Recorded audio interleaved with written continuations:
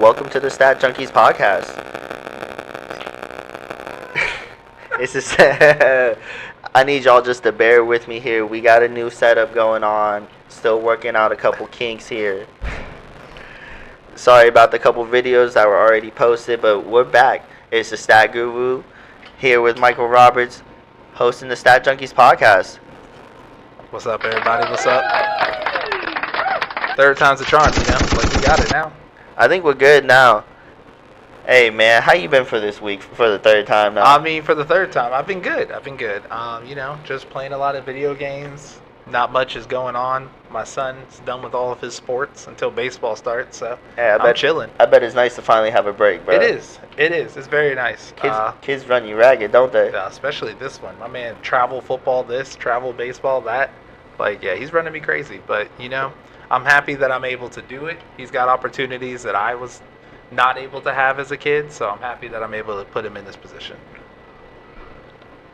Yeah, it's been nice to see him doing his thing, being able to go out and about, play all the sports he wants to do. Man, I didn't even know travel flag football was a thing.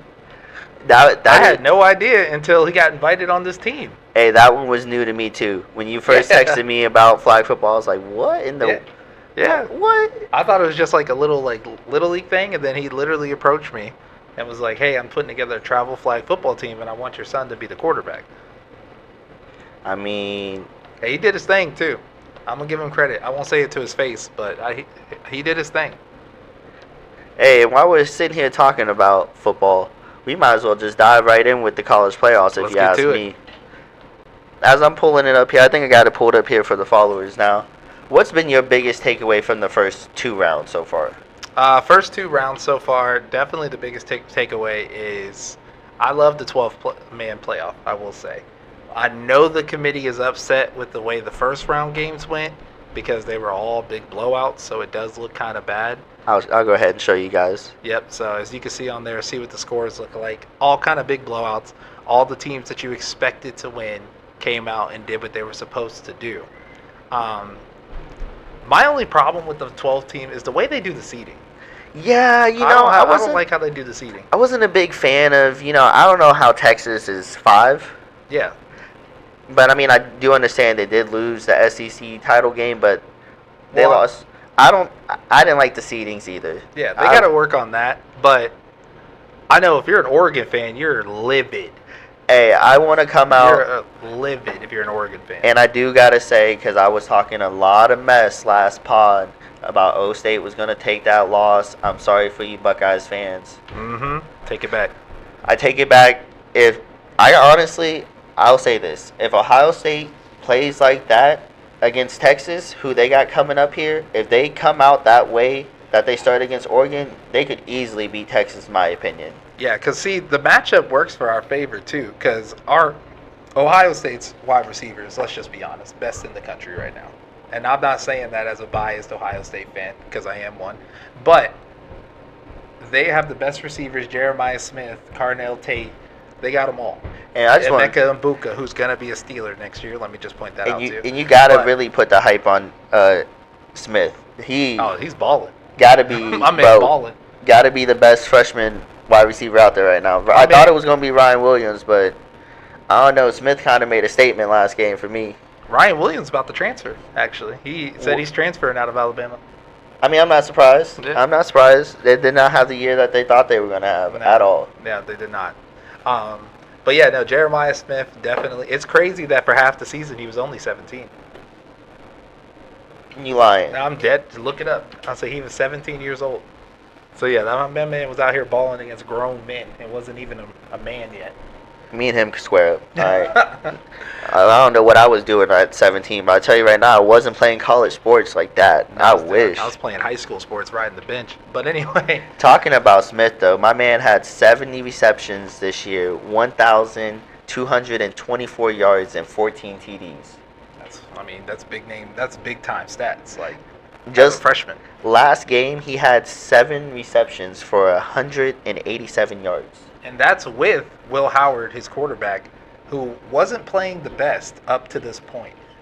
I mean, he's turned it up in the playoffs. He's absolutely turned it up. And he went for a 300 game this one, 3 TDs. I gotta give him that because I talked a lot of mess on him all year. I was too, and like I said, I'm an Ohio State fan, and I'll be the first to tell you, I was, I thought it was a Kyle McCord part two. I'll be honest, I was like a Kyle McCord part I two. can see it. But he ended up finishing the season with 3,250 pass yards, 32 touchdowns, and only 5 interceptions. So I mean, he turned it up. Got to give it up to him. Definitely didn't see that coming from him. I wrote him off early this year. I definitely thought he was going to be the downfall for Ohio State, and he's been during the year. But I don't know what happened in playoffs.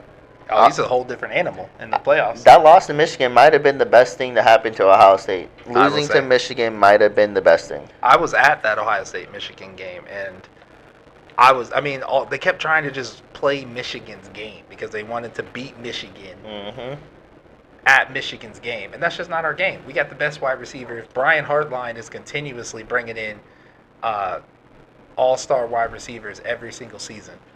Open it up. Like, Chip Kelly was trying to do too much as far as, like, that's the offense he runs. I mean, he runs a spread offense, which is a lot of screens, a lot of handoffs, a lot of stuff like that. We got to open up the field. And you see what happened against Tennessee. We opened up the field, we put up 42 points. We opened up the field, threw the ball downfield against Oregon. We ended up scoring 34 in the first half. Like, that's the offense that we have. It was very impressive. Like I said, I'll say it again, I am very impressed with Ohio State. But honestly, the game I'm looking more forward to isn't even the Ohio State-Texas game. No, the Penn State-Notre Dame game? Well, because I told everybody this whole pod that don't sleep on Notre Dame. They lost that one to Northern Illinois. That was early on this season. They're still trying to figure it out. But right. Can we just take a second and talk about that? What was it? Fourth down when they were going to punt, change the unit out that quick and got them to jump off sides. That coach deserves a medal. Marcus Freeman. I have a little beef with him because my wife thinks he's hot. But other than that, Marcus Freeman's doing his thing over there. I was like, he came in from the jump and has turned that into a much better team. He got Riley Leonard, who is a transfer from Duke University, who he was putting up numbers at Duke. I was like, if you remember, last year Duke was relevant in football, and that's large in part because of Riley Leonard. He came over to Notre Dame because that's the school he's always dreamed to play for. Again, new quarterback. Started off the season. You got to learn the system. You're not quite there yet. They took that loss to Northern Illinois. Since then, they've been on a tear. Yeah. Jeremiah Love, their running back. Honestly, I think he's going to go early second round because that's just when running backs get drafted. But I think he's going to kill it in the league once he gets there. I will say this. I was very impressed with Notre Dame's defense against Georgia. That was very impressive to me. They did. They shut down, which it was Gunnar Stockton at the time because Carson Beck is out for the rest of the season. But they played they played a zone defense, and it kind of shut down because the Georgia receivers, they like to play. Well, they like it when you play against man because then they're kind of more athletic than most players. Yeah. So they're able to make the plays over top of them and stuff like that. When you play zone, you take a lot of that away. So now they had to kind of play in the scheme and play in the system and couldn't really improvise, and that's really what hurt them. I can agree with that. I'm going to need to see better play from the QB this game, though, because the QB only had 90 yards last game.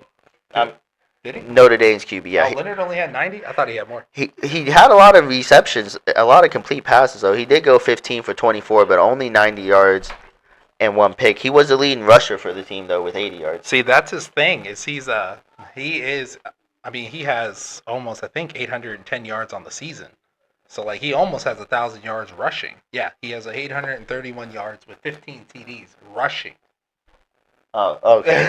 Did I understand? All right. So he's a Lamar Jackson when Lamar Jackson was in college. Right. I was like, passing numbers, he's still putting up numbers. It's an average season, 2,383 yards, 18 touchdowns, 6 interceptions. So it's an average season for a college quarterback at this level.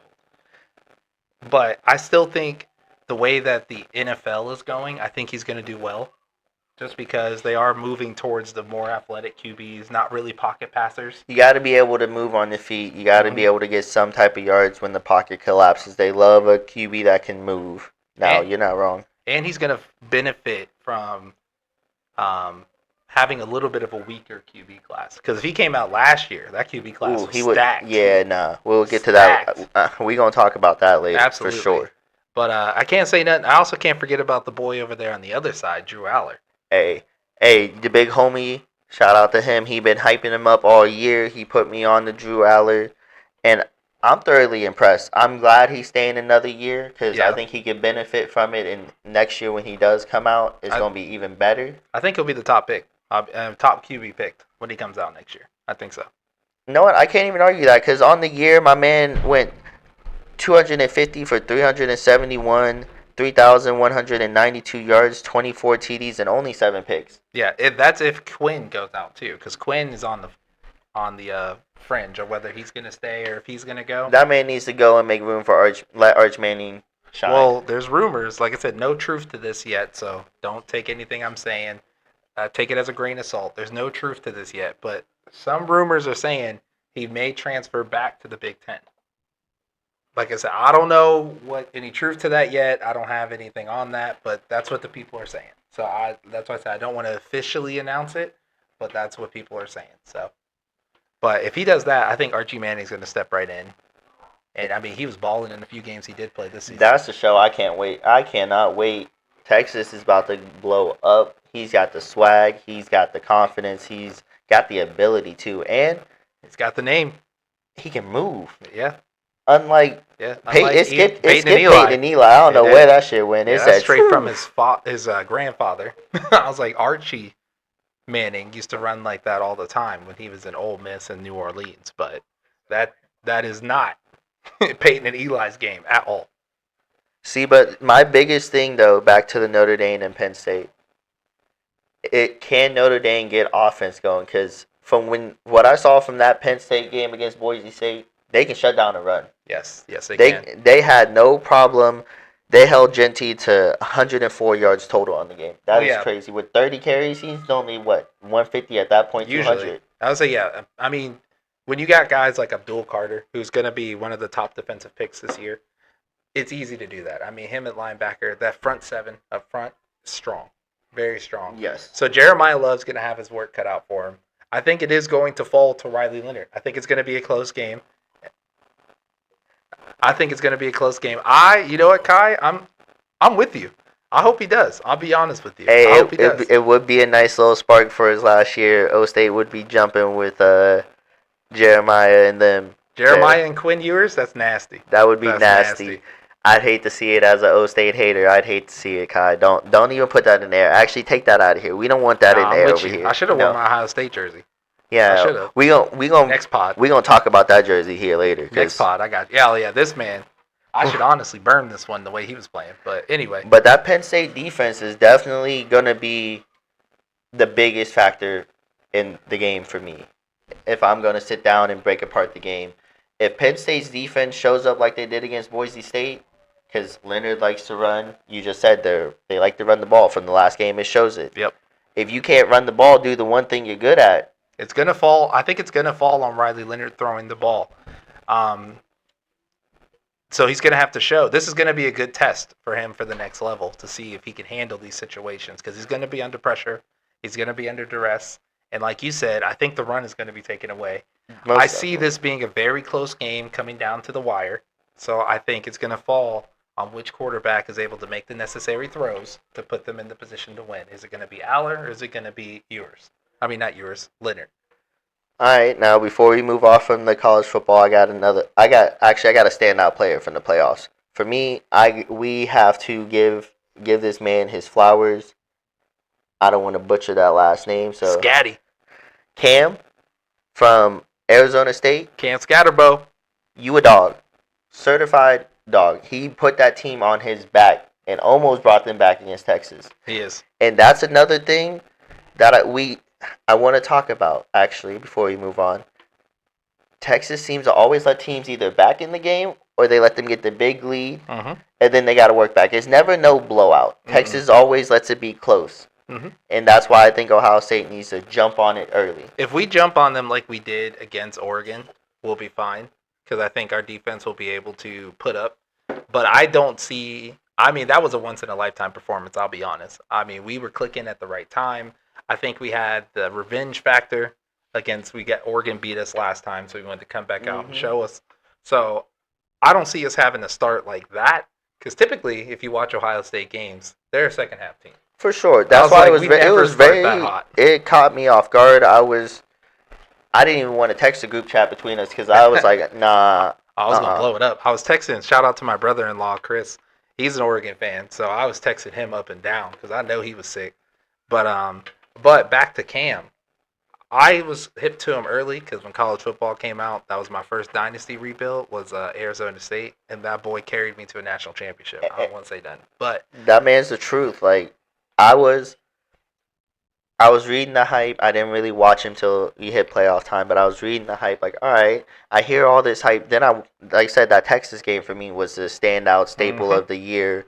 That put a statement on how important he was to the Arizona State team in general. I mean, they're literally one play away from them being playing Notre Dame right now. One play, that fourth down in right before, no, it was in overtime. That fourth down in overtime that Quinn Ewers threw that ball and got it over top of the safeties in for the touchdown. And then on the very next play, goes and scores another touchdown. They stopped that play on fourth down. They're playing Notre Dame. Like, it's that simple. They came that close to winning. Ohio State. I mean, Ohio State, yeah, you're right. Yeah, you're not wrong. Like I said, I really thought, and I've been pulling for Texas all year. I thought they were my favorite to win it all. But now, after seeing them struggle against Clemson, after seeing them struggle against Arizona State, I got to give it to Ohio State this game. I mean, my pick is Ohio State. I wasn't even going to ask you. I was like, yeah, you already know my pick for this game is Ohio State. Will Howard's going to continue playing like he did. He's going to go crazy. Ohio State for that one. I'm going to try to put that Drake juju on Ohio State. And I'm going to pick Ohio State this game. Hopefully it backfires for them. Oh, God. We don't need that. But who are you taking for the second one? I got Penn State. I'm rocking with my man Drew Allen. I think it's going to be a Big Ten national championship. As cool as that would be, I think Notre Dame's going to do it. I think Notre Dame's it's going to be Bucks versus Fighting Irish. I'm calling it right here. I mean, I wouldn't be mad about it. Honestly, out of the 4 teams we have, I'm not mad. No, this is an excellent Final Four. I'm very happy with the Final Four we got. I would have liked to see Arizona State continue that Cinderella run, though. I was rooting for them heavy. I'm not gonna lie. I wanted to see them continue that run. I think everybody was slowly rooting for the underdog. Oh yeah. Everybody rooted for the just like the March Madness tournament. You always root for the Cinderella. You gotta get one. You just pick one and hope for the best. And Arizona State, they were the Cinderella team for me. They made the statement. I hope they can continue playing good. Is Cam leaving this year? I don't know. I think he's coming back one more year. Oh, he's gonna win. He's gonna win a Heisman. If he comes back next year, he might just win a Heisman. He might. He could. I think he has the ability to. While he's pulling that up, I want to talk about some basketball while you're going ahead, finding out if Cam's leaving or not. Because we got the All-Star. They just came out with the first fan returns for the All-Star voting. And there's one dude who I'm impressed with. I think the trade that was made for him to move to New York was the best move for him in his career, best move for him in life, because he has came alive. I think they said he's already got 1 million more votes than what he had last year. And that man, for me, is Karl Anthony Towns. Yes. Karl Anthony Towns revived his career. That man is playing unhinged right now, honestly. His stats, his averages are up in every category in just the 1 year he's with New York than any year he's with Minnesota. Yeah, and a large part of that comes from Jalen Brunson being who Jalen Brunson is. Jalen Brunson's able to also put up numbers, so you gotta scout and you gotta set up a defense for him, which then gives Karl Anthony Towns an opportunity to get down low and get some buckets. Because in Minnesota, Anthony Edwards wasn't really Anthony Edwards quite yet. Nope. So he had to do the bulk of the load. So that's where the problems came with him, is that in all those years in Minnesota, who was his number 2 guy? So you're telling me he needs Batman Robin situation, but I can't really see him as the Robin in this situation either. No, it's like this one is like Batman Nightwing, I would say, because Nightwing's over there doing his own thing too. So I would say Batman Nightwing. Bit of a nerdy thing to say, but Hey, you're not wrong though, because just this year alone, he's averaging a double-double, 24.9 points, 11th in the league in points, second in the league in rebounds with 13.7 rebounds. And what's impressive for me is he is shooting above 50% from the field this year.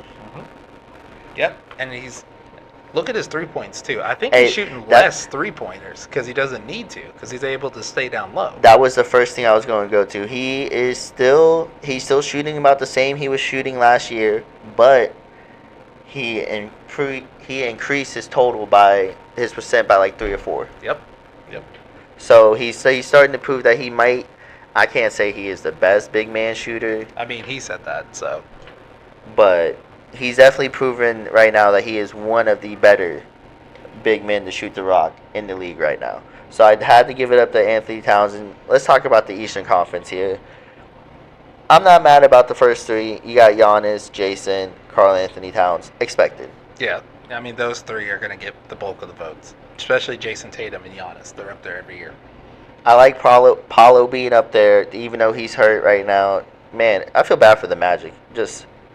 I feel real bad for them right now. They are fighting injury after injury.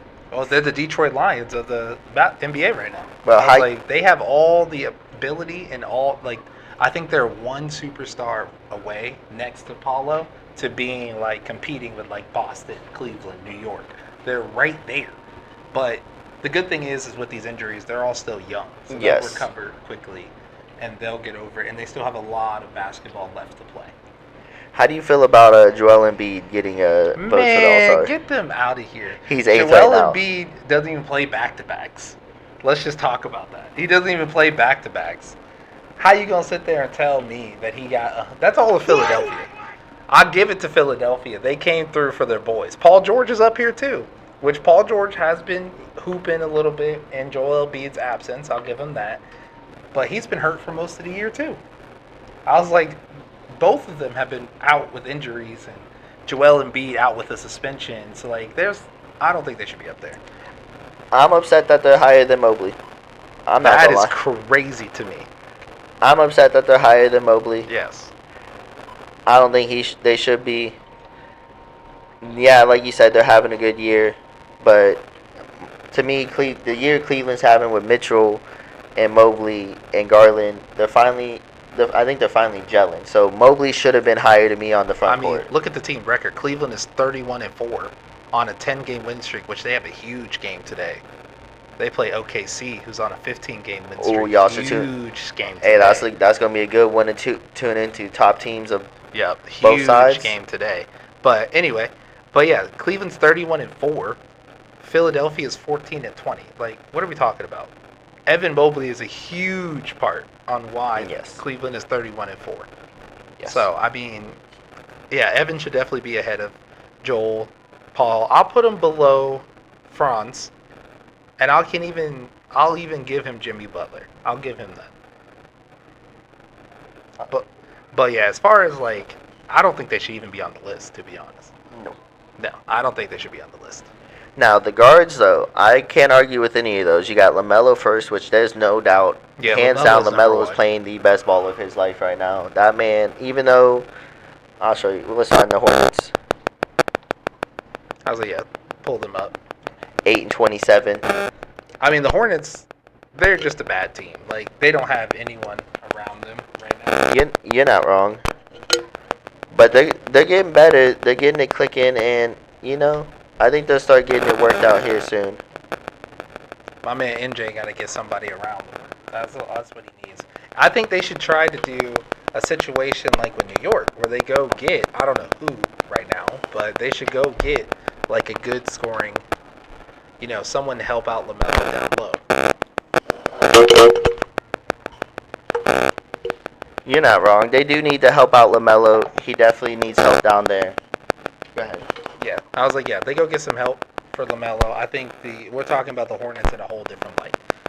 They need some shooting too. They don't really have any shooting around LaMelo. No, I figured it out, guys. Sorry about that. It was my phone. Sorry about that. Yep. But you're not wrong. They do need to get some better shooting around him. Miles Bridges needs to stay healthy and keep his mind focused on basketball. I was like, get his act together for real. This man needs to focus on basketball because the Charlotte Hornets should be up higher, in my opinion, than what they are with LaMelo, Miles, Malik, Monk. They have They got have the talent. weapons. They got talent. They have young talent. I think they need like a decent older veteran, not like not like someone over the hump, but like someone who's getting a little older that can kind of like keep them in line. And then they need some shooting and a better big man. That's my. They get that, I think they'll be there. Which I mean, that sounds like a lot, but Hey, that's where you're 8-27. You need a lot. you're not wrong. And following up behind LaMelo, you got Donovan Mitchell expected, Damian Lillard Yeah, he's expected, balling. Jalen Brunson could be higher in my opinion. I would but put him over Damian. True, Trey Young. He's not scoring output has went down a little bit, but that's because he's leading the league in assists this year. Yeah, he's distributing. I would say he's taking a more distributive role. To me, he's finally figured out like, all right, I'm gonna do what my team needs this night to win. It's finally clicked. Like, hey, I don't need to do all the scoring. That's not. I am great at that, but sometimes it's not my best ability. Right, I agree with that. Then you got Cade Cunningham, who's having an amazing year this year. Mm-hmm. I am thoroughly impressed with how Cade's playing. No, a round of applause for Cade because I've been waiting for this. I've been waiting for him to have this kind of. Nah, Cade's messed up a couple of my parlays, so I'm upset with him. But nah, for real though, Cade it's finally like his coming out party. This is what we expected Cade to be when he got drafted, and he's finally starting to live up to that. So yeah, shout out to him for real.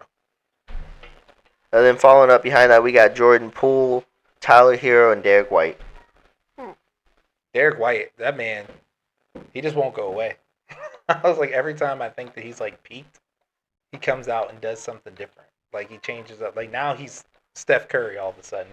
Can't miss a three. Hey, he's a man that finds a way to make it work. He does. You can't hate on that. He's an excellent teammate. He does whatever the team needs. You need me to play defense? I'm gonna play defense. You need me to hit that three? I'm gonna hit that three. Hey, and you gotta respect it. Now we'll go move on to the Western Conference now. In the front court, you got Joker, Kevin Durant, LeBron James, Anthony Davis, Victor Wembanyama, Alpen Sengun. Hey, close enough there. Jalen Williams, Andrew Wiggins, Sabonis, and Jaren Jackson Jr. I have no complaints there. No, I mean I have no complaints there either. Andrew Wiggins is having a resurgence of his career. LeBron James is LeBron James. Anthony Davis is Anthony Davis. The fact that LeBron's still doing. Did you catch that? The switch hand windmill he had last night, bro. You're 41, 40 years old. However old you are, you're too old to be doing that, brother. I am in my 30s, and if I tried that, I'm tearing every CL in my leg. It doesn't MCL, PCL, ACL, it doesn't matter. Meniscus, it's gone. I mean, you ain't wrong, but now going with the guards, they got Shea, you got Luka, you got your Steph Curry, Kyrie Irving, Anthony Edwards, James Harden, Ja, De'Aaron Fox, Devin Booker, and then the surprise for me this year, who I definitely want to get into him a little bit later, Norman Powell. My man, Norman Powell. I was like, yeah, he's finally getting a front and center role. Because normally he's the sixth man. When the Raptors won that championship, he was number 6. He was the sixth guy up. Now he's starting to kind of get that front man role. He's showing he can ball out. Averaging 23 this year. And before James Harden got it going, and now, Kawhi is back. Yep, Kawhi's back finally. He really stepped up and showed he was the number one man there until James got it clicking. Yep. And I think the Clippers aren't doing that well, but I think they'll start getting it going now that everybody's back. And Kawhi's going to get his feet under him. But I want to see Norman keep playing the way he's doing because I love to see a player come out of nowhere and finally get it going. Yeah. Because like you said, he had it going. He was sixth man for the Raptors. He was showing life, but he got that chance, and he took off with it. Yep, like I said, he finally got his opportunity and he ran with it. So, big shout out to him finally getting a front and center role. Now, I want to get into this MVP talk here, man. Mm-hmm. Because I don't even know who my favorite is right now, to be honest. I want Shy. I want SGA to get one. I can say he deserves one. He definitely deserves one. I was like, Giannis, he had a rough start. The Bucks had a bit of a rough start, but they picked it up. They're good. He's averaging 32.3. That's what Giannis does. Nikola Jokic is Nikola Jokic, averaging 31.5. He's also leading the league in assists at 21.7. And he's got rebounds. He's got 12 rebounds a game. My man is going crazy. That's what Nikola Jokic does. But SGA hasn't had, the Oklahoma City Thunder have not had any letdown. They came out hot. They started hot. They stayed hot. They're right now going into the game against the Cavs. They're on a 15-game win streak. And as you see, SGA, I thought would have been number 2 on the list, but he is number 3. And the list right now starts off with, you got Nikola Jokic, Nikola Jokic, Giannis, yep, Shea, whatever you want to call him, yeah, Luka, Jason Tatum, we don't really need to get into the next 5. We'll get into the Karl Anthony Towns, Anthony Davis, and Victor, because I think those 3 are definitely deserving of it too. Yeah, Victor, I think if his team was played a little better, if his team was winning more games, he would get a little bit more. Hey, they're starting to get it going though. They're starting to get it clicking. They're figuring it out. But yeah, my opinion, I think it should go to Shai. I mean, we have to wait and see how the rest of the season goes, obviously. But I like the way Shai is playing. He's making everybody better around him. All of his teammates, Jalen Williams, he's hooping. But yes. He wasn't a big name coming out. He's hooping large in part because of Shai and what he's doing. Hey, so he's getting a lot of people going down there. Hartenstein, I think he's been there 18 games since he got to play, and they're on a 17-1 right now. Yeah, and he was the backup in New York. He wasn't even the starter. Mitchell Robinson was the starter. So.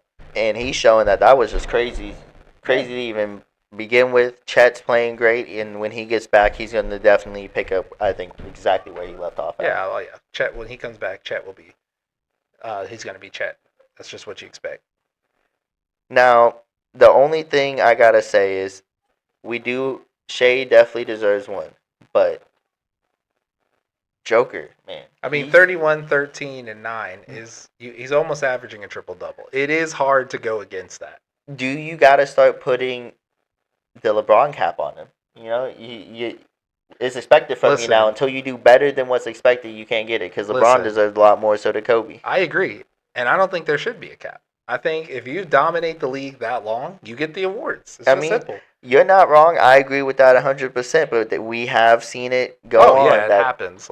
Jordan got it, Kobe got it, LeBron's got it. I agree. They've got it, but there shouldn't be. It's the old adage, when players complain because people dance in the end zone. If you don't want me to dance in the end zone, stop me from getting in. Hey, that's the same way I feel about that whole flag planting thing. If you don't want me to plant that flag on your field, then stop me from winning. Exactly. If you can't stop me from winning, I'm going to plant that flag. Yes, and as a side note, that councilman, whatever it was, that came up with that's weak. And that's as an Ohio State fan. Bro, that's weak. I'm so glad I got an Ohio State fan here for this. I was embarrassed when he came up with that. But yeah, there shouldn't be a cap just because you're good. We can't say hey, you're dominating too much. This is the NBA. This is the best basketball players in the world. Stop me. You're not wrong. I definitely agree with that, because you got people like Giannis, you got people like Joker who just consistently lead the league in almost everything. Yeah. And you can't put a cap on their dominance. No, you can't. They are redefining what big men do. Right. Giannis plays the typical, I'm going to get down in the post, I'm going to elbow you, I'm going to get bang, all that other stuff, and dunk right on you. And then Joker Giannis is your crazy. Old school big man, when Shaq, Patrick Ewing, guys like that. That's what Giannis is. Nikola is, he's a different breed. He can do it all. That's a true unicorn right there. Now that's a unicorn, not Porzingis, not any of them. Tingus Pingus. No, but yeah, Nikola Jokic just does it all. He can pass, rebound, score. Any given night he could put up 50 points. And any given night he could drop 20 assists. And on top of all that, he's going to get 15 rebounds. It's like, it's insane what that man can do. You're not wrong, and then we definitely have to talk about Jason Tatum. And you know what? Wouldn't even take it further than Jason Tatum and just talk about Boston in a whole.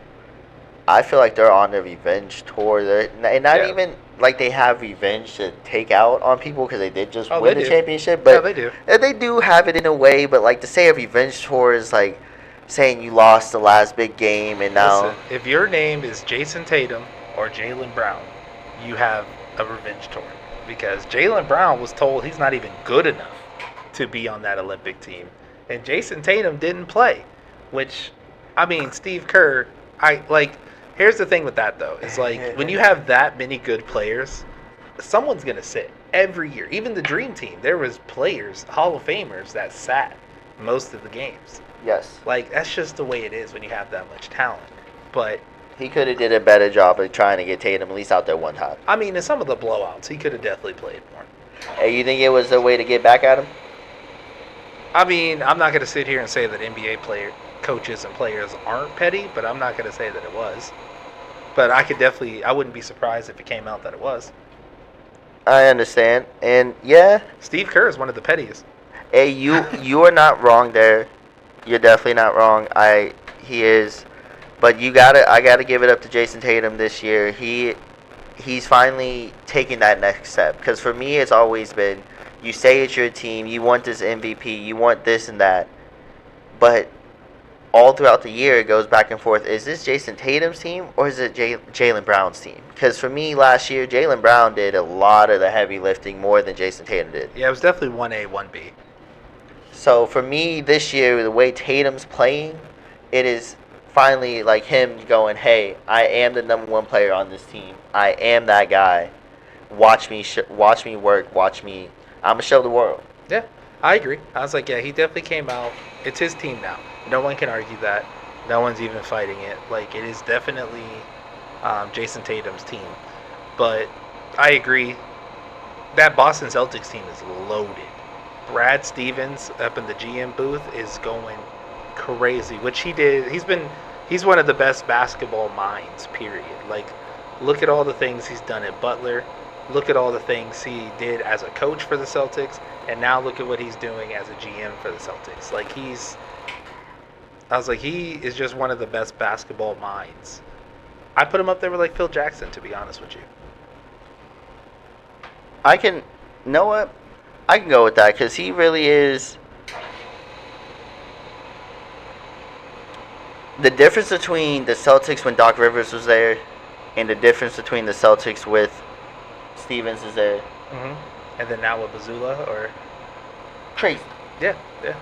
Crazy. Doc Rivers, to me, this just kind of shows Doc Rivers maybe shouldn't be a coach. Listen, Doc Rivers is overrated. Doc Rivers keeps getting jobs because he won a championship with Rondo, Garnett, Allen, and Pierce. Which, to be frank with you, I could have won a championship with that team. I was like, you give me the coach of that team, and I would have won a championship with it. But he keeps getting jobs because of that one championship. Because he's had, I mean, look at the teams he's had. He had those three for years and only won one championship. Look at the Clippers teams he had at Lob City. Didn't win any championships with them. And now this Bucks team that he inherited halfway through the season, and they started his first full season as a coach, they started out poorly. Yeah. You're not wrong, and for me, that Celtics team, like you said, is just so loaded. They got a player for everything needed. Yeah, like I said, Derek White is a utility guy. Mm-hmm. You can stick him, place him. He reminds me of like when the Spurs were winning all their championships, Patty Mills. Patty Mills was that guy that would come in, hit a three, play defense, do whatever you needed. But yeah, you got Derek White. Now Kristaps Porzingis is back. So Kristaps Porzingis is your big man. You can go get rebounds. Jason Tatum, Jaylen Brown are your scorers. And Al Horford's still out here hooping. Hey, and Porzingis showed you last year when he's healthy. He's good. I was like, he's good. He's unstoppable. So you're right. I got to give it up to that Celtics team. I think they might just repeat. And now that's crazy to say because Cleveland's having their year, but the biggest thing for me with Cleveland is Darius Garland. Can you keep this play up? If Darius Garland does what he did last year in the playoffs, we're gonna get knocked out in the second round. Because if you ask me, after he made that All Star game, it was downhill. Yeah. The rest of the year was trash. Yeah, I agree.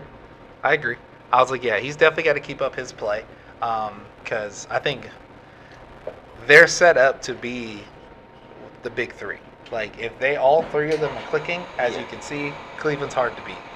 But if one of them takes a night off, or one of them is either Donovan's not hitting shots, or Darius, well, I'll take that back. Donovan is Donovan. He gonna do what he gonna do, regardless. But if Darius or Evan doesn't keep up the play, then they're gonna get to the second round, and that's gonna be about as far as they go.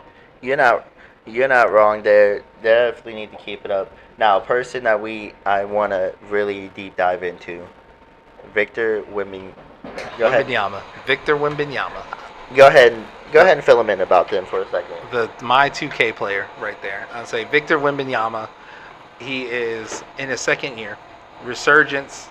He's 7'2", that handles like a guard. Like, that's what literally, if you've ever played NBA 2K, that is what you're trying to build. Like, let's just be honest. You're trying to build a Victor Wembanyama. And if you encounter a Victor Wembanyama, you know you're annoyed as heck trying to play against him. Like, this season right now, he's averaging 25.6, which in his rookie year he averaged 21, so he's improved on that. 10.6 rebounds, about the same there. 3.8 assists. So, I mean, for him to only be in the league 2 years and already averaging 25, being an actual leader of the team, it's insane. But that comes from the foreign players like Luka. Like, they play professionally overseas. Like, they don't go to college.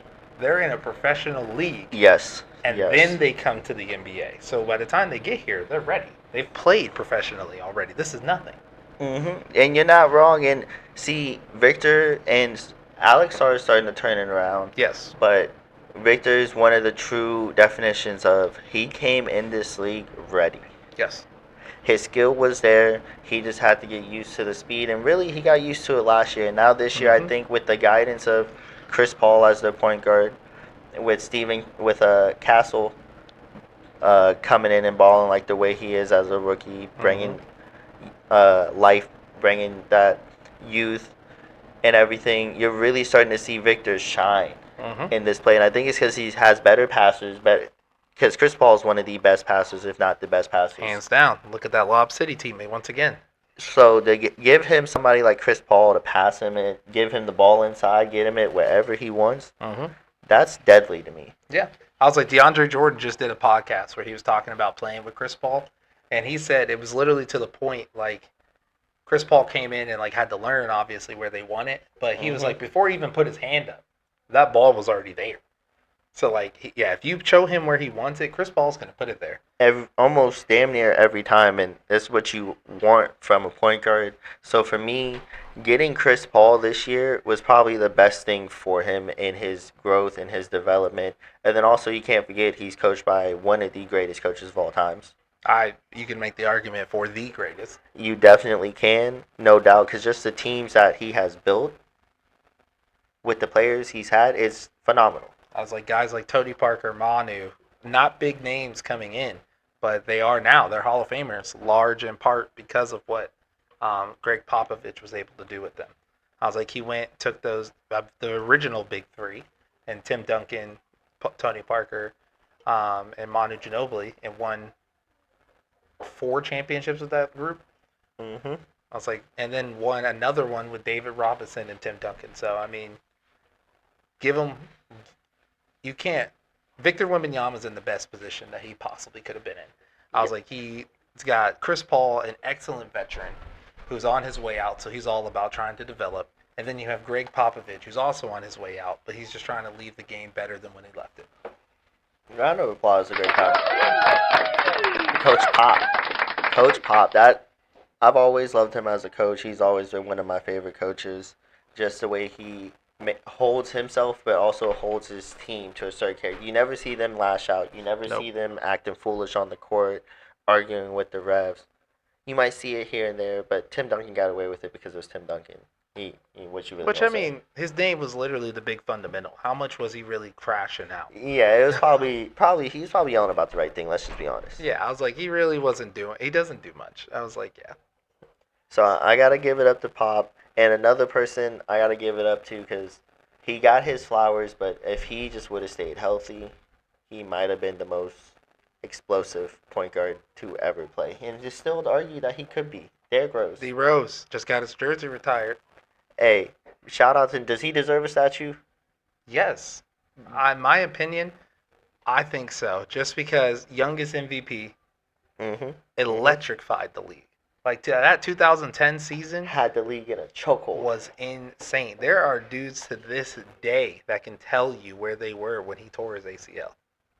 Like they can tell you exactly what they were doing. And the first thing they say is, Tom Thibodeau, why did you have him out there? That's the first thing they're going to say, Facts. is he had no reason to be out there. None at all. But, alright, congratulations to him. Like you said, he did get his jersey retired. He had his moment in the Chicago arena. Can't think of the actual name of the arena. United Center.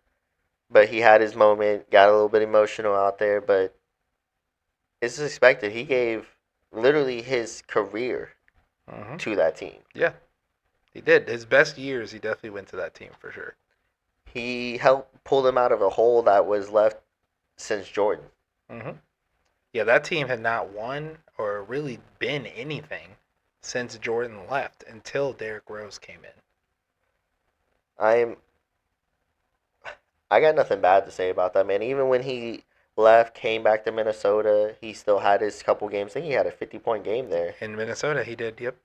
So I gotta give him his flowers. He definitely, this is well deserved, and I can agree with giving him a statue. Maybe not as big as Jordan's statue because Jordan did win 6, Oh, yeah, no. Like, Jordan is still the man in Chicago, obviously. but I can definitely see D Rose getting one because it is deserved. All the work and all the dedication that he put in for the city, for the team itself. Chicago was thriving in the time that D Rose was there. Yep. It was one of the spots to be. I mean, he was battling with that Heat team. The Heat team with LeBron, Wade, and Bosh, they were going at it every single season in the playoffs up until that point. So, I mean, and that's with D Rose had Boozer and Noah at the time. But, I mean, let's be honest. Boozer and Noah are not D Wade and LeBron Nope. or Chris Bosh. So, I mean, he was doing that much with less. You're not wrong. And speaking about the Heat, I'm glad you brought them up because we definitely have to talk about Jimmy Butler. Jimmy Butler, that man, getting traded soon. I hope he pulls another Minnesota, like goes and pulls like all the backups and goes against the starters. I think that would just be great TV. They should televise it this time. And honestly, he'd smack that team too. Yeah, I have no doubts that he would. I have no doubts at all that he would. No, that backup unit would completely destroy that team. Yeah. With Jimmy Butler out there, so but real question, are we just tired of Jimmy Butler doing this? I mean, Are you tired of him with this drama? Are you tired of him constantly? I think what it is like he wants to win a championship so bad. And I get that. I mean, everybody who's ever played a sport, you want to win a championship. Like, I understand that. But the way he goes about it is so crazy to me. Like, he's always had good teams. Like, that Minnesota team he was on was a good team. That Philly team was a good team. He's a drama queen. Yes. With the different hairstyles coming into Miami, every week and then every year, and then what was this year? He didn't do the one this year. Yeah, because I'm about business or something. I'm not here for some nonsense line like that. And then, what, 2 months later, we're right back where we started? Yeah. Being a cancer, causing problems. And at this point, it's just like, Jimmy, what are you gaining from this? I mean, this Heat team, he's taken them to the only thing that I see that he should be upset with this Heat team is that he did carry them to 2 finals on his back. Did they really go get him like anyone else? Not really. I mean, Tyler Hero's balling. Don't get me wrong. Bam is doing what Bam needs to do, but I still think they're one superstar away. And they really didn't do anything to go get him one. So, but that's the only thing I should see like a gripe about. It's like he's the only player that's played for the Heat, and I watched the OGs podcast with the Udonis Haslam and Mike Miller, and they talk about the Heat culture. No one, no one complains coming out of Miami because of just how well they treat their players. So the only thing he should be complaining about is that they haven't got him a superstar. Everything else, I don't really know. What are we talking about? See, but I think they've tried because Tyler Hero, I definitely thought was gonna turn more of a corner than what he has, because he definitely has became. I don't know what to give him, but he's more than a role player. He's a star. He's not a superstar, but he's a star. I was like, he's definitely any other team. He's number 2. Yes. Which I mean, he's number 2 on this team, but I think they expected him to come in and give the type of support that Bosch was giving D Wade and LeBron. yes, And then me too. I thought Whiteside was gonna be better, yeah, and then they kicked him out. yeah. I definitely thought Bam was gonna be way better than what he's been too. But see, Bam's a defensive guy. Like he can score, don't get me wrong, but he's there for defense. He's there to be your defender. He's got a nice mid-range jumper, so that helps, and he could do a little bit with his back to the basket.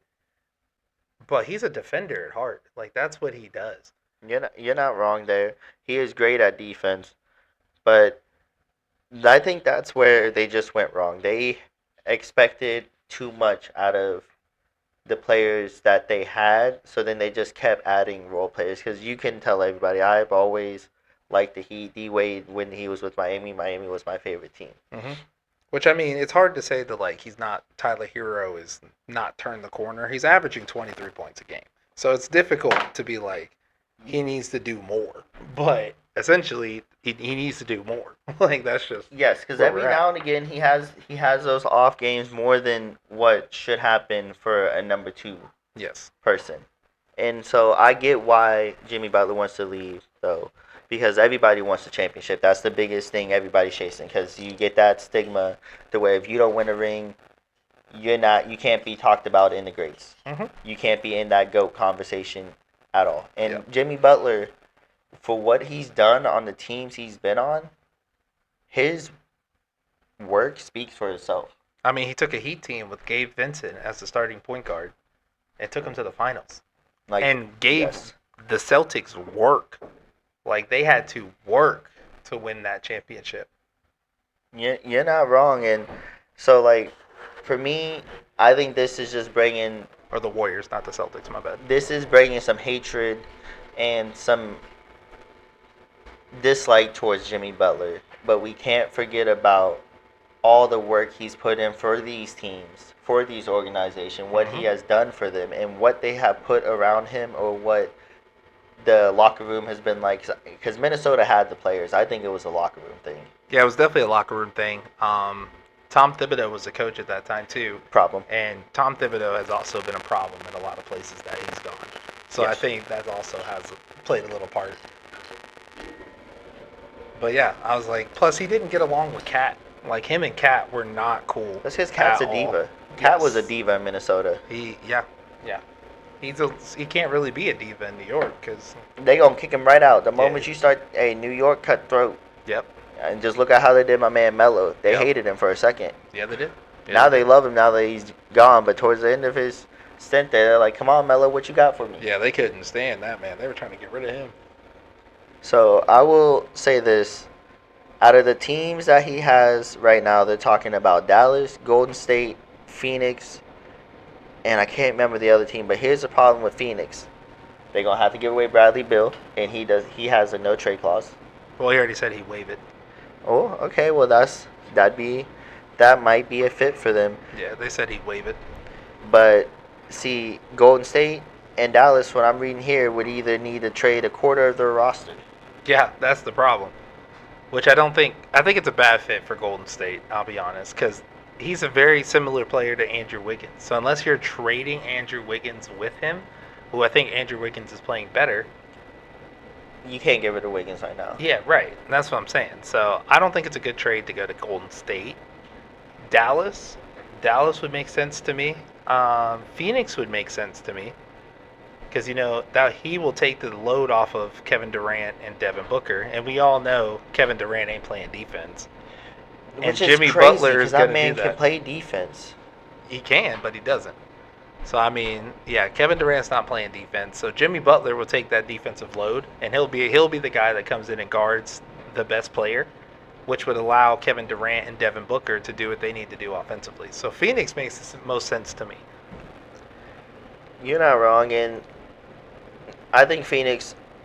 See, my thing is just with Phoenix is they loaded up their roster with so many big name players. What, four or three of them?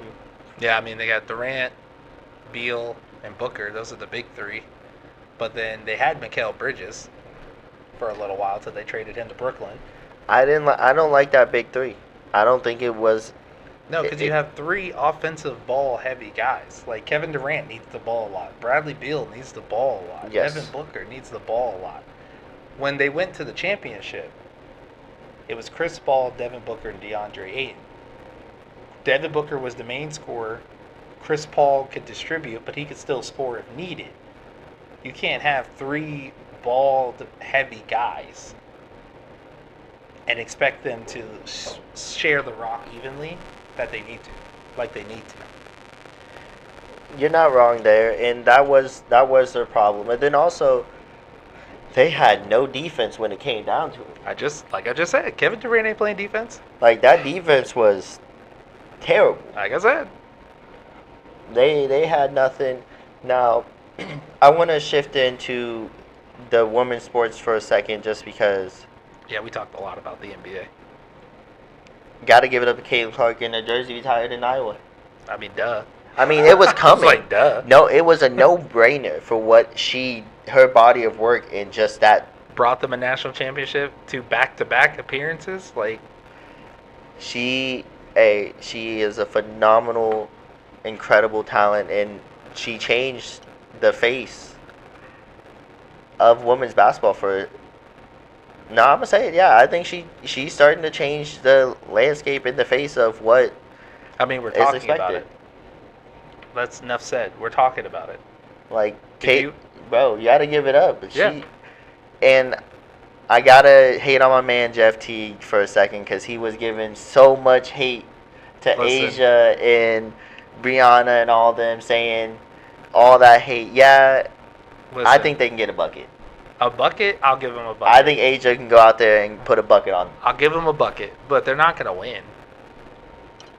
I was like, I don't think. I can agree with that, but to say that they ain't gonna score? No, they'll definitely score. Like, those are professional players, too. Caitlin Clark, especially, the way she shoots, they could definitely score. Like, I'm not going to say that, but. Yeah. But, I mean, that's a competitive thing. Like, when I was in high school, any of the girls' basketball team thought they could score on me, I would say the same thing.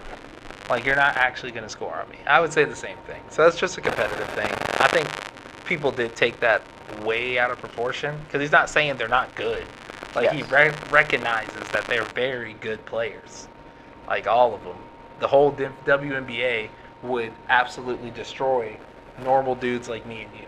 If we caught them in the wreck on any given day, Oh, we're getting cooked. Bro, Absolutely getting cooked. I'll be the first to admit it. I'm passing the ball. I ain't even trying to. I'm not playing. I'm picking them on my squad, and I'm just passing. Yeah, right. I was like, oh yeah, if any member, even the bench players on the WNBA will cook me. That's just, they're professional athletes. That's the thing. Like, they are the best women basketball players in the world. But the NBA is also the best male basketball players in the world. So, I mean, I get it. But, yeah, I think they'll get a bucket. But to say they'll win is kind of, I don't know about that one. It's kind of a little outlandish. Yeah, I don't know about that one. I don't know if they'd win, but they'll definitely get a bucket. I'll give them maybe two, depending on who's playing. Asia would get two. I think, unless she's playing against like Giannis or somebody like that. But Asia would get two. Caitlin is definitely capable of getting two. I think Brittany Griner could go get a bucket on a couple people. Brianna could definitely get a bucket on a couple people. Hey, and talking about Brianna, she is a free agent. Yep. But they're already saying that she plans on signing a one and done with New York again, Oh yeah, just she so come she can back. get a better. Only she's gonna pull LeBron, sign the 1 year, so that way when the pay raises come in for 2026, with the new expansion teams and everything, she can go ahead and get that pay raise that she fully deserves. Which she deserves, absolutely. They all should take after her. Like, uh, there's a couple different players that are out. Kelsey Plum is also a free agent this season. She's one of the top 10. You can't forget about her. She's a she doesn't get. I don't think she gets enough respect put on her name because of the players she has around her with Right. Asia Wilson Right. and stuff. But Kelsey Plum is a She's a hooper. certified hooper. Certified hooper. I was like, Kelsey Plum put up numbers in Washington Yeah. back in college. She was putting up numbers. It went a little unnoticed because it wasn't as big as like Caitlin Clark's were, but she was still doing her thing over there in Washington. So, I mean, got to give her respect too.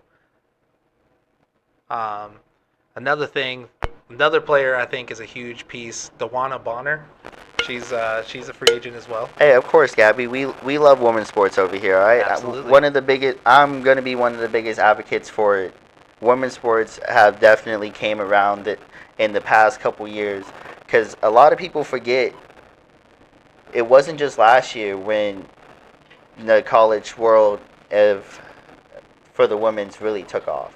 When Paige came in as a freshman, Yep. I'd say that class with Paige, Caitlin, and the Cameron, and a couple other ones. That class really helped start this transition and revolution for women's basketball. Then it trickled into the NBA, and not the NBA, the WNBA, in my opinion. Yeah. You saw college step up, then they're like, oh wait, they can't be better than us. I'll say women's college hoops have been hyped for years. Like, I can Yes. remember, like, waiting on UConn to lose, that UConn women's team, even all the way back when it was like Katie Lou Samuelson, or when even Brianna Studer was there. Hey, Like, I couldn't can't wait forget to about watch them. Candace Parker with them. Hey, then Tennessee runs with Pat Summit, Yeah. Candace Parker, yep. Maya Pat Summit. Moore. Maya Bro, Moore, who is still, by hands down, my opinion, if Maya Moore, she might be like losing it a little bit now because she'd be a little older, but she was the best player in the WNBA and hands college hands for down. that time. Now she She stepped away. certified bucket getter. She stepped away for good reasons, and for those who don't know, she got mixed up in a program where they were helping try to get like inmates who were wrongly convicted out of jail, and she ended up falling in love with one of the people that she was getting, and she married him. So she kind of stepped away from basketball to do all that. So I mean, a very valiant cause, but she was hands down the best women's basketball player at that time. You're not wrong, and Gabby, I'll definitely agree with you on this part. Women's college basketball for me was definitely more entertaining than the men's basketball last year. I watched more March Madness for the for women's college basketball than I did for the men's, hands down. I was trying to catch almost every game. I don't know Yeah. about you, bruh, but that's how I was feeling. Yeah, I was trying to. I mean, I got two kids who keep me busy, so it's a little hard for me to catch all of it. But I definitely was trying. And to go to her point, Gabby, like men's basketball can be boring too. I was like, I'll be the first to say it. There's been some games I've watched that I'm like, this is boring, and just turned it right off. Like, so I mean, to say that women's basketball is just boring as a whole is crazy to me because you're not actually watching the game. No, especially now with the players, especially who I want to get into because she's on the watch. She's on. We talked about her all year. Players like Juju, Juju. Falage, Yep. Falage Johnson. Michaela Fuwali. Yep. Bro, they are athletic, explosive, and those five right there that we named, to me, their game style emulates the closest, and Juju and Falage are the almost spot on for me of what the men play like. Mm-hmm. From their speed to their crossover to how they shoot, how they attack the hole, it's really starting to become more aggressive Right. and faster paced. Yeah, and I mean, I have a friend of mine who actually coaches high school basketball now, and that's what he's teaching him. Like he's teaching him that's the way the game is going. He's teaching him that just because you guys are women doesn't mean you're not capable of this stuff. Like you can put up buckets just like the men do. Go out there and go get those buckets. So yeah, it's in a good place. It's only getting better. I was like, it's in a good place. It's only getting better, and I I am one to definitely see it just continue to get better and all that stuff.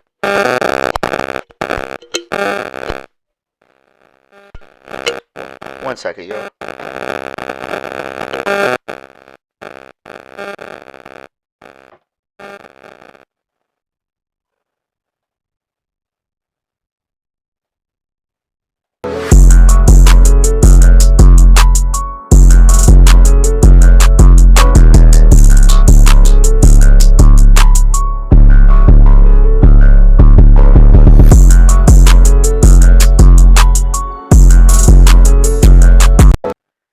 Hands down, the women's play is phenomenal. And from you got this year alone in college basketball, you have Lauren Betts, who is leading UCLA right now, #1 team. She's averaging 20 points a game, 9.8, but I'm going to give her that 10 just because we round up here.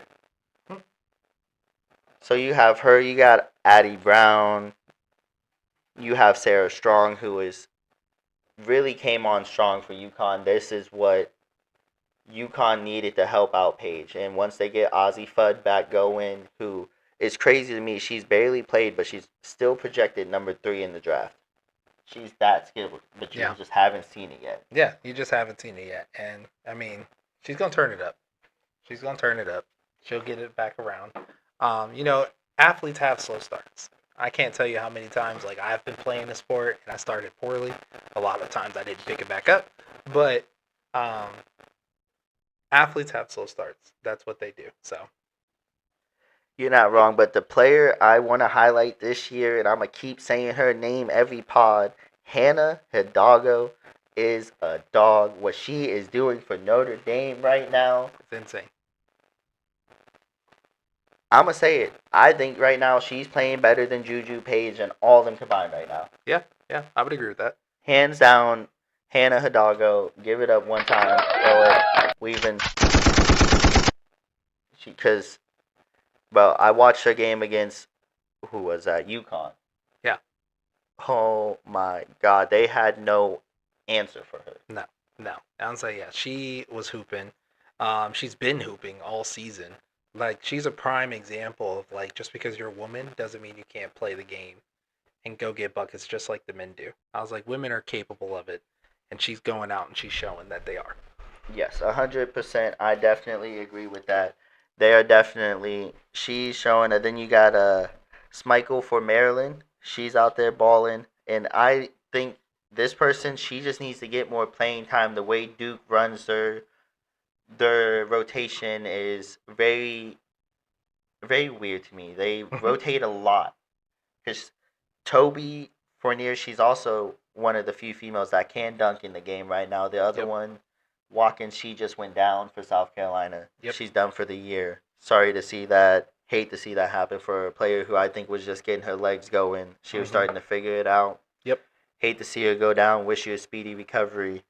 But Toby Fournier, I'm telling you right now, next year or the following year, she's going to be that person for Duke. She has everything. She has the skills. She has the talent. She has the understanding of the game. So I want to see her get more playing time. And I think once she gets that playing time, she is going to be up there in the talks with Paige, with Juju. Maybe not at their level, but she's going to be close. Yeah, she's definitely going to be. Like I said, she may not be at those two are the upper echelon. Like Juju, Hannah, Paige. Those are the upper echelon. Yes. But she's definitely going to be like in next roundup, basically. That's the best way to put it. Kara Dawson, who's also a pretty good big man, when she was down and when she was playing during her days, she's going to get her right. And like you said, give it another year or so, and we're going to be talking about her being the #1 pick in the draft. I'm saying that right now. You're not wrong. Now, to finish this up, I want to get into this NFL because we got the playoffs right around the corner. You have the playoff bracket was just made, and I'm gonna pull it up for you guys in 1 second. Yep. While we're doing that, why don't you go ahead and what game do you want to start off with? We'll just go there. I mean, let's just get this Penn Cincy game over. The Pittsburgh game. Yeah, let's go ahead and just get this over with. This hurts for me because this one. My wife is a Cincy fan too, so this especially hurts. This one, I don't know. I think it's time to get Russ out of there. I did not like his play. That's why I said we get to your jersey in a second. Because what's going on with this offense? I think they're playing too conservatively. Like, Russell Wilson can throw a good deep ball, absolutely. No one's disputing that whatsoever. The problem is that shouldn't be all that he throws. Like, I was like, he could throw a good deep ball. No one's saying that.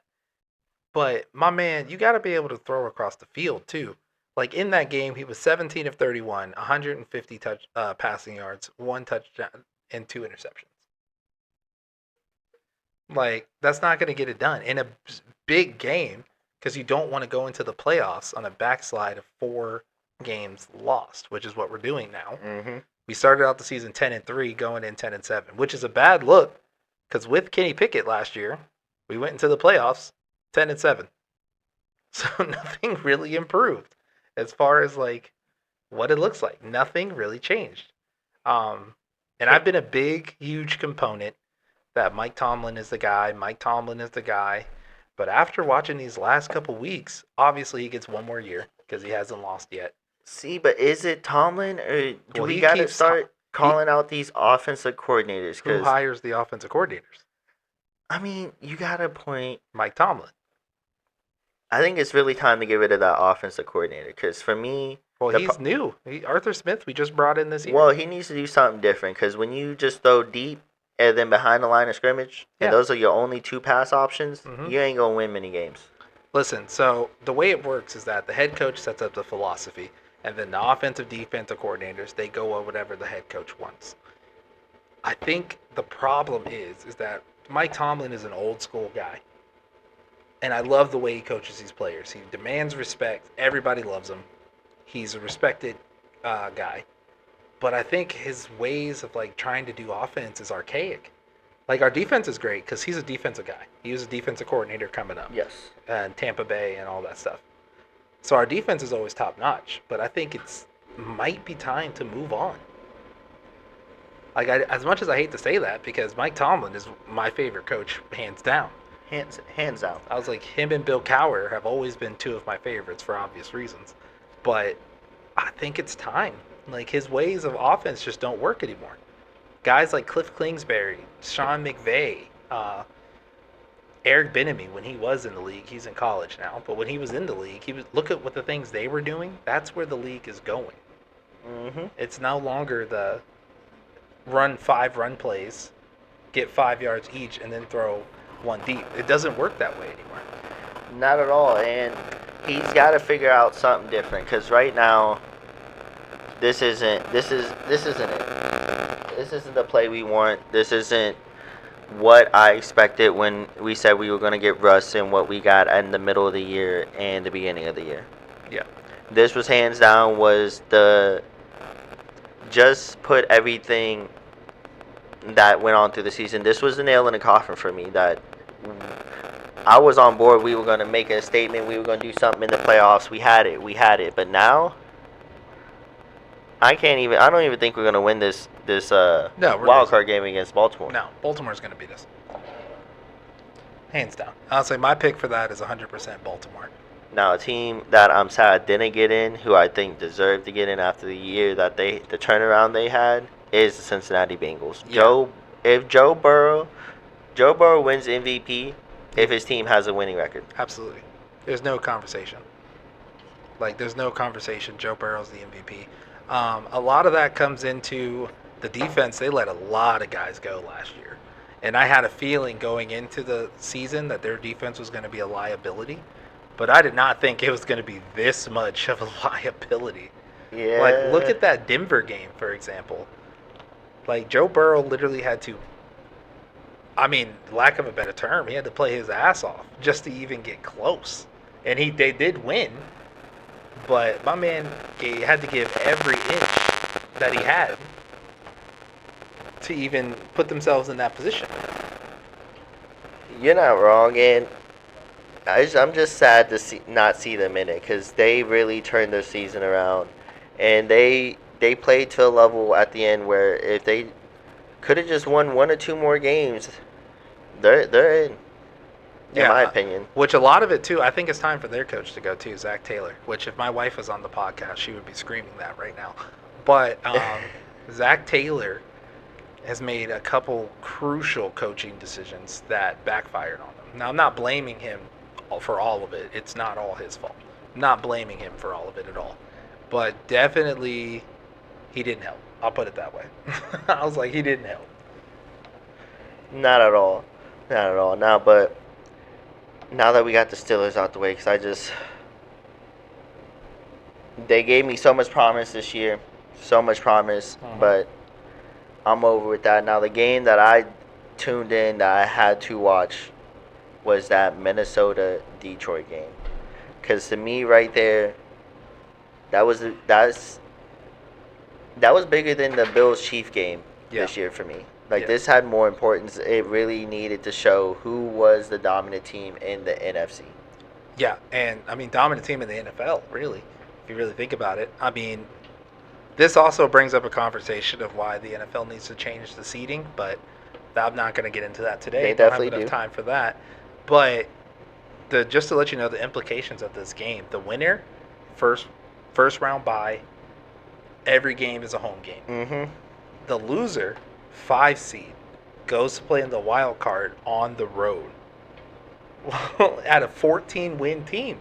Like, both of these are 14-win teams. Yeah, it don't make sense. It don't add up.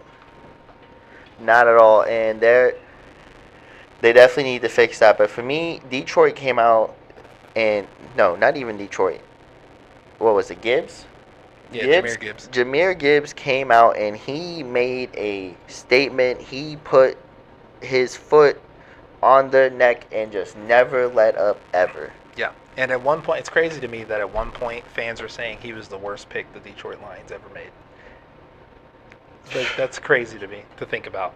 But yeah, like at one point fans said that that was a bad pick. But yeah, Sonic the Hedgehog is his nickname because his boy Devin Montgomery is Knuckles the Echidna. But yeah, I can see it. He's taken over the load. David Montgomery is not there. They have to keep a running game because their game is so heavily based on the play action. Mm-hmm. So without any run, they don't have that play action. No, not at all. And that's how Jared Goff has been playing so well, is because of those running backs giving him a huge hand, because the threat of the run is always there. So he's been able to do play action. And he's probably I would say he's the best play action quarterback in the league right now. He's definitely showing it with the way he's playing this year. And if anybody who didn't watch this was a blowout. Yeah. This one came down to whenever they got into the red zone, Sam Darnold turned into the Jets. Sam Darnold. Like he missed Justin Jefferson how many times? Easily 5 times. Like, bro, I don't know if that's actually how many times, but he definitely should have had. Justin Jefferson should have at least had 2 touchdowns. No doubt in my mind, he definitely should have. Sam Darnold finally showed. The Sam Darnold that I was expecting all year, he finally came out this game. He was missing Justin Jefferson. I think he was open 3 times in the end zone and overthrew him. Yes. Do better. You got to do better. But then again, it's kind of what I expected from Darnold at some point. I mean, Darnold's been outperforming his previous careers, which that's large in part because Kevin O'Connell is the quarterback whisperer. I said it once on your podcast before I got on. I'm going to say it again. Kevin O'Connell, what he's done, I mean, he revitalized Josh Dobbs' career for a couple weeks. J.J. McCarthy, I think, was balling in preseason. He's a quarterback whisperer. And any quarterback that he gets, I mean, look at Kirk Cousins. Kirk Cousins in Atlanta looks garbage. Absolute garbage. And I think Kevin O'Connell made him look better in Minnesota than he actually is. Hey, you know what? you could be onto something because the moment they took Cousins out, now they might not have won, but you gotta start giving it up to Michael Penix Jr. Oh, Michael Penix Jr. is the truth. I thought, out of the QBs that were drafted, I thought I honestly, in my opinion, I was saying that he's going to perform better than Caleb Williams. I thought with him being a little older, he had more games, meaningful games like the national championship and stuff like that under his belt. So I thought he was more NFL ready than even Caleb Williams was, who I did not expect to be as good. I knew he was going to be good, but not as good, was Jaden Daniels and Bo Nix. I didn't think Bo Nix was going to be good at all. But Jaden Daniels, I knew he was going to be good, but I didn't expect him this good. Like, he looks like a 10-year vet already. You're not wrong. You're not wrong. Daniels has played out of his mind. Drake May played out of his mind. Yeah, this QB class is going to go down as one of the best QB classes ever, if not the best. Penix is starting to come on strong. Now you really start, like you said, this might have been the best QB draft. Yeah, it is. Yeah, like it is. Hands down. And I got to give it up to these rookies. They've been balling out right now. Who do you give the Offensive Rookie of the Year to?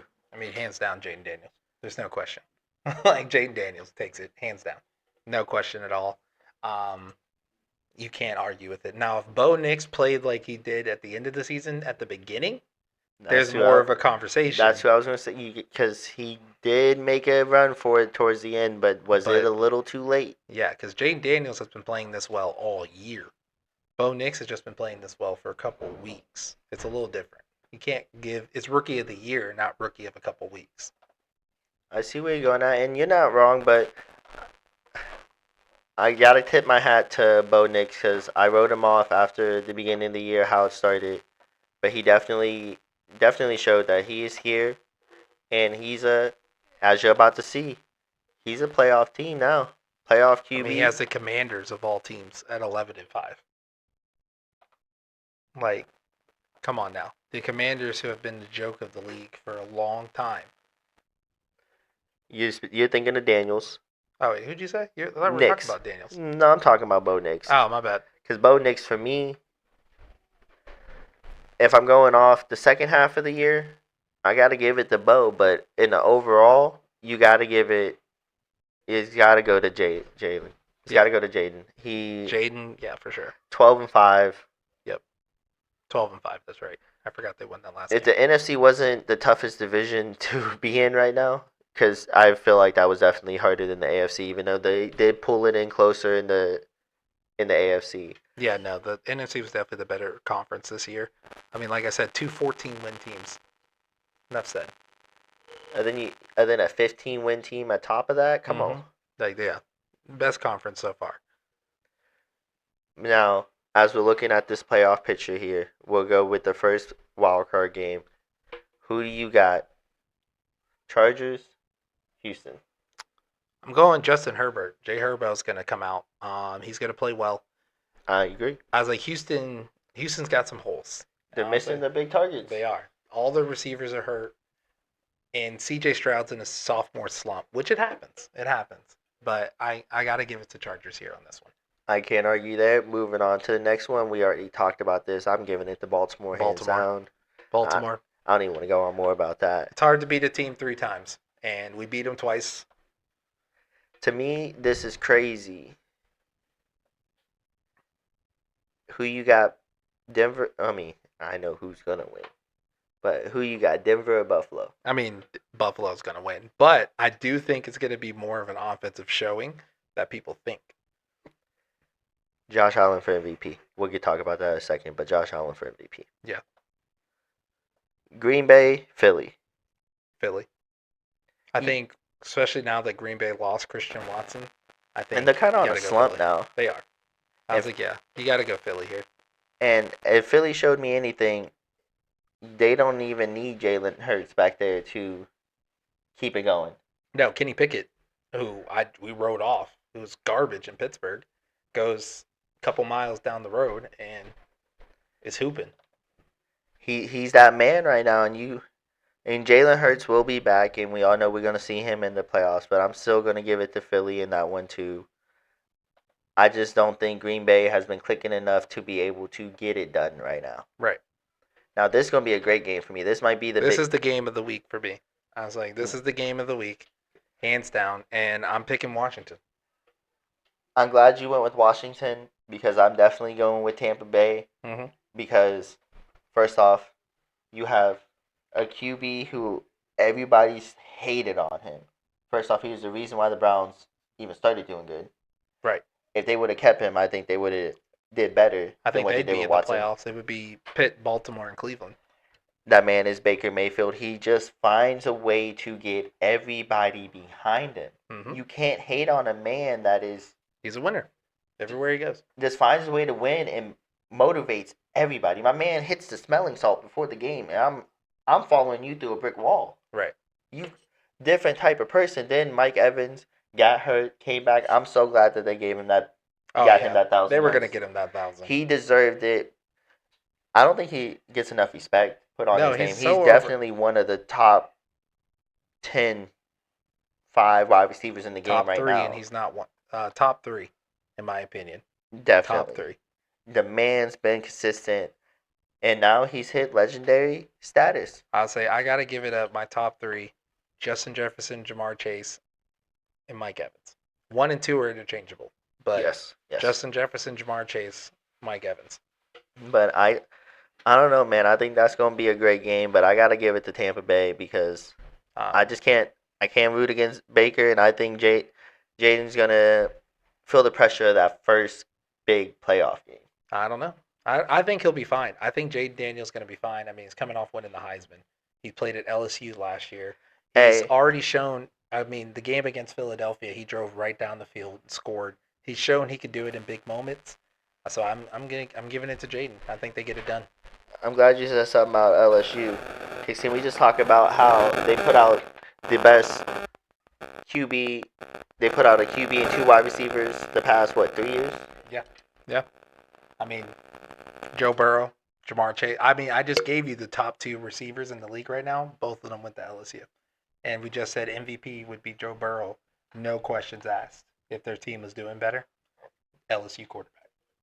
And then this year you had Daniels, Rookie of the Year. Neighbors, and Brian Thomas Jr. Yep.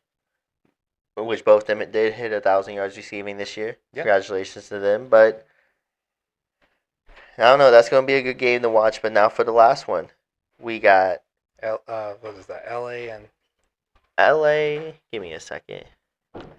You got LA and Minnesota. I'm going LA. You know what? I was gonna say Minnesota, but I've been hyping up the Rams here lately with Puka and Cooper Cup back. No, LA. They've been balling. They've been on a roll. Matthew Stafford is looking back to Matthew Stafford ways. I'm gonna go with LA. All right, put it on the pod right now. Super Bowl. Who is it? Super Bowl. Give me your teams and who's the winner. Detroit. Just because they just find a way to win with 22 people on the IR. Uh-huh. Crazy. Then, honestly, I'm giving it... This is Josh Allen's year. He's winning it all. Yeah.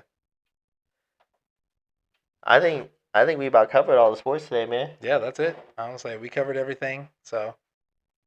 Hey, from the stat guru here, my brother Michael Roberts, always remember, if you don't remember anything, remember this. The stats don't ever lie. They never lie. They are always right. There you go.